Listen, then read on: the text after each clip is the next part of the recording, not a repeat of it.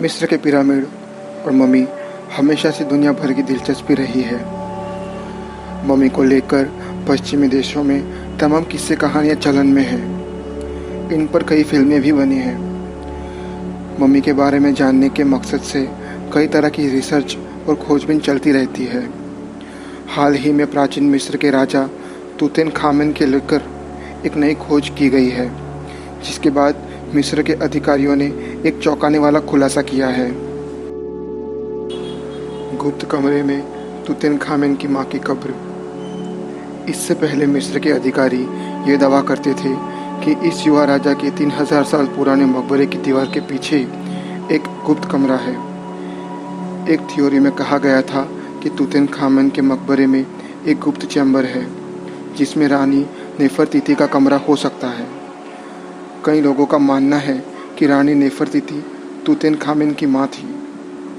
इस छिपे हुए मकबरे को खोजने का काम तब शुरू हुआ जब ब्रिटिश पुरातत्वविद निकोलस रिवेस को प्लास्टर के नीचे दरवाज़ा होने का कुछ सबूत मिला। रानी की 3000 साल पुरानी मूर्ति। 2015 में छपे निकोलस रिवेस के research paper the burial of Nefertiti के मुताबिक रानी नेफरतीति के लिए भी एक छोटा मकबरा बनाया गया था और उनके अवशेष भी इसी मकबरे के अंदर हो सकते हैं।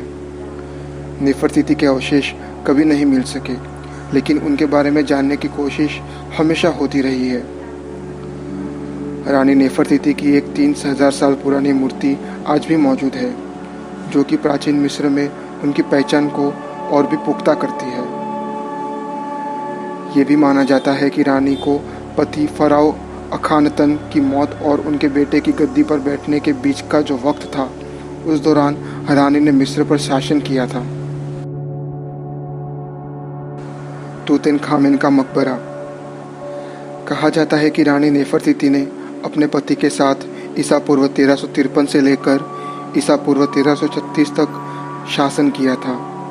महारानी नेफरतीति और फराओ अखानतेन का नाम मिस्र के प्राचीन इतिहास से इस कारण मिटा दिया गया था क्योंकि अखानतेन ने अनेक मिस्र देवताओं की पूजा के स्थान पर केवल एक देवता यानी सूर्य देवता की पूजा शुरू कराई थी। पुरातत्वविद निकोलस के सनसनीखेज पेपर सामने आने के बाद कई और भी बातें सामने आई, जिससे गुप्त कमरा होने के दावे को बल मिला। मिस्र के अधिकारियों ने यह भी कह दिया था कि उन्हें 90% तक यकीन है कि तूतनखामन के मकबरे में एक और गुप्त चैम्बर है।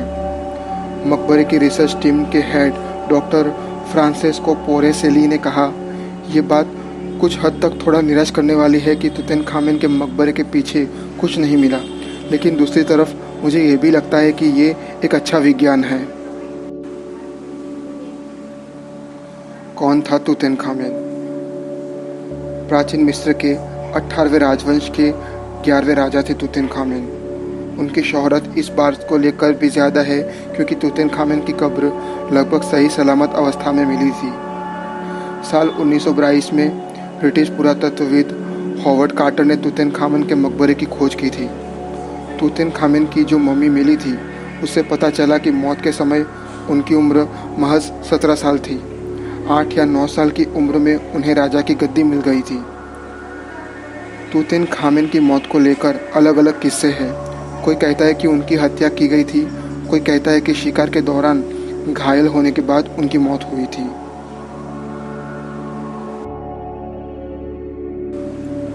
तूतनखामन का रहस्यमय मकबरा। जब तूतनखामन की कब्र को खोदने का काम चल रहा था, उस दौरान इस मिशन से जुड़े कई लोगों की मौत की खबर सामने आई थी। पुरातत्वविद हॉवर्ड का यह मिशन 1922 के दौरान चल रहा था। इसे वैली ऑफ किंग्स की खोज कहा गया था। जब कई लोगों की संदिग्ध मौत के बाद इस मिशन में पैसा लगाने वाले ब्रिटिश रईस लॉर्ड कार्नरवॉन की मच्छर काटने से मौत हो गई, तो इसे फराओ तूतनखामन के श्राप का नतीजा बताया गया। आपको ये जानकारी कैसी लगी, हमें कमेंट सेक्शन में ज़रूर बताएं।